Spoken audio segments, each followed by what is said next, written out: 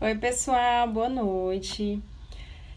Pessoal, hoje eu vim falar com vocês sobre a importância da alimentação no contexto de atividade física, certo? O que a gente deve fazer, a proporção de alimentos que a gente deve comer e o que a gente pode fazer para melhorar o nosso desempenho, tá?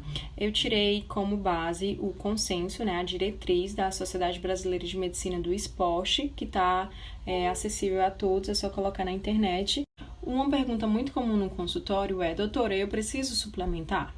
Bom, como a gente sabe, existe um consumo abusivo, né, de suplementos alimentares e a gente sabe que isso tem crescido muito nos últimos tempos, né? E algo que era para ser utilizado de forma excepcional tem sido utilizado de forma rotineira por indivíduos que nem indicação de fazer uso têm. Infelizmente, o que acontece é uma falta de conhecimento, né, de que uma alimentação balanceada e de qualidade, ela tem sim a capacidade de suprir as necessidades nutricionais daquele praticante de exercício físico ou mesmo até de atletas de alto rendimento. Então, o que a gente observa são falhas nos esquemas de alimentação e reposição hidroeletrolítica desses indivíduos, né, prejudicando assim o seu desempenho, a sua performance dentro daquele esporte ou daquela atividade física que ele praticar. Então, o primeiro ponto que a gente precisa entender é que essas indústrias alimentares e de suplementação nutricional, elas utilizam de uma maneira geral nutrientes existentes em um alimento como forma de fonte de substrato para produzir um tipo de suplemento. Ou seja, facilmente a gente consegue encontrar aquele nutriente num alimento específico sem ter que comprar uma medicação. O segundo ponto que eu quero que vocês entendam é que, para que eu possa indicar um suplemento para alguém com o objetivo de melhora de performance, eu preciso que, antes de tudo, ele tenha um aporte nutricional adequado, tanto em qualidade, quantidade e variedade. Então, a primeira recomendação vai para você que pratica exercícios físicos sem maiores preocupações com performance, né? Saber que uma dieta balanceada, ela sim consegue suprir as suas necessidades metabólicas e nutricionais e consegue sim fazer com que você tenha um bom desempenho físico. Bom, e entendido isso, agora a gente vai ter que entender alguns conceitos. O primeiro deles é evitar dietas restritivas. A gente não deve, gente, privar o atleta de comer coisas que ele goste, tá certo? Ou então propor uma dieta extremamente restritiva para ele, de forma que ele tenha obrigações que vão ser incompatíveis com a realidade da vida dele, certo? As dietas, elas têm que ser flexíveis, de forma que ele torne isso um hábito regular.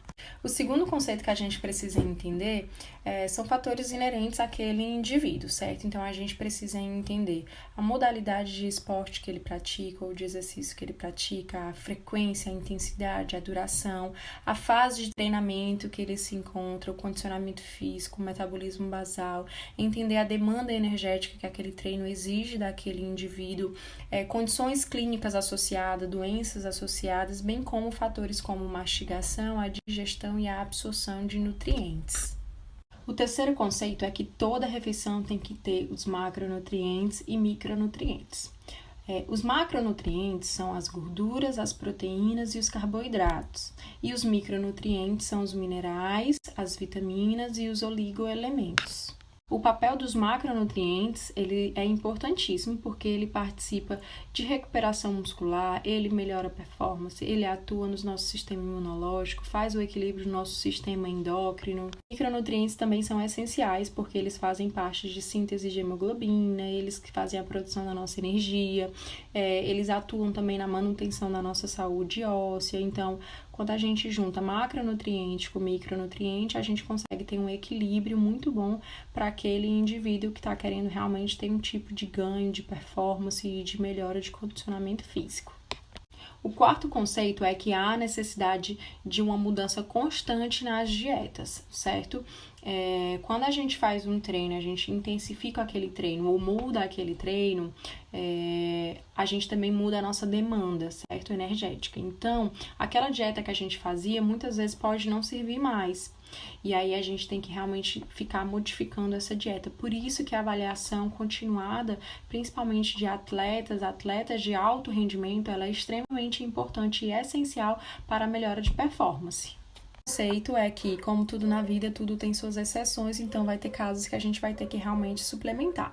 Como, por exemplo, as gestantes, a gente tem que fazer ácido fólico, as pessoas que têm osteoporose, a gente tem que fazer reposição de cálcio, vitamina D, pessoas que têm anemia, então se for por deficiência de ferro, a gente vai ter que repor ferro, enfim, a gente vai ter que individualizar cada caso. Até aqui tudo bem? Vamos agora passar para um outro passo, que é entender o que é taxa calórica total. Nada mais é, gente, do que a quantidade total de calorias que a gente ingere durante um dia inteiro, 24 horas, certo? Então, vamos supor, eu faço um exercício físico, eu pratico um tipo de atividade física. Então, eu preciso comer X calorias para poder atender a demanda energética que aquele esporte, aquele exercício me exige, certo? Então, se eu como menos calorias do que é preciso, o meu balanço energético vai ser negativo. Eu vou comer menos macronutriente, menos micronutriente e eu posso ter algumas consequências com isso. Como, por exemplo, lesões musculoesqueléticas, eu posso perder minha massa óssea, o indivíduo vai ter sintomas de fadiga, então ele vai se sentir mais indisposto, cansaço, tá certo? Eu posso ter disfunções hormonais, tá? Posso perder massa muscular por conta disso, e tudo isso faz parte de uma síndrome que a gente chama síndrome de excesso de treinamento, que também é chamada de overtraining. Muitos atletas profissionais e até amadores, eles têm isso porque eles praticam exercício físico de forma intensa, mas eles não se alimentam de uma forma adequada. Então, a nossa segunda recomendação é, se você quer ter um ganho, melhora de performance, um ganho de massa magra, você tem que comer a quantidade de calorias indicada de acordo com o seu peso, que vai variar entre 30 e 50 quilocalorias por quilo por dia. Então, se você tem 60 quilos, por exemplo, você pode variar entre uma dieta de 1.800 a 3.000 calorias. O que vai dizer se você vai comer menos ou mais é o tipo de treino, né? É a duração do seu treino, a intensidade que você pratica e tudo mais. Isso vai ser discutido com o profissional que lhe acompanhar. Então, gente, essa era a mensagem principal que eu queria passar para vocês, realmente aprender a se alimentar de uma forma adequada. Eu vejo muita gente querendo ganhar massa magra, querendo realmente ter uma melhora de performance, de condicionamento físico, e acaba que elas treinam muito, mas elas não se alimentam bem. Então, de nada adianta você querer suplementar, tá certo? Se você não tem um aporte nutricional adequado. Então, conversem com seu nutricionista, procurem um médico do esporte, procurem também um nutricionista que é voltado para esse tipo de atendimento, né? Um nutricionista relacionado ao exercício físico, para que realmente vocês consigam ter êxito, tá? Tem muita coisa que eu queria falar ainda sobre carboidratos, proteínas, gorduras, sobre os micronutrientes, a importância das reposições hidroeletrolíticas, principalmente nesses atletas, mas vai ficar muito extenso, então eu vou parando por aqui. Eu vou fazer ainda outro vídeo falando sobre esses outros assuntos, mas é porque realmente é muita coisa. Mas enfim, espero que tenham gostado, que eu tenha ajudado. Se vocês tiverem dúvida, mandem mensagens, comentem, compartilhem. E é isso, espero que tenham gostado.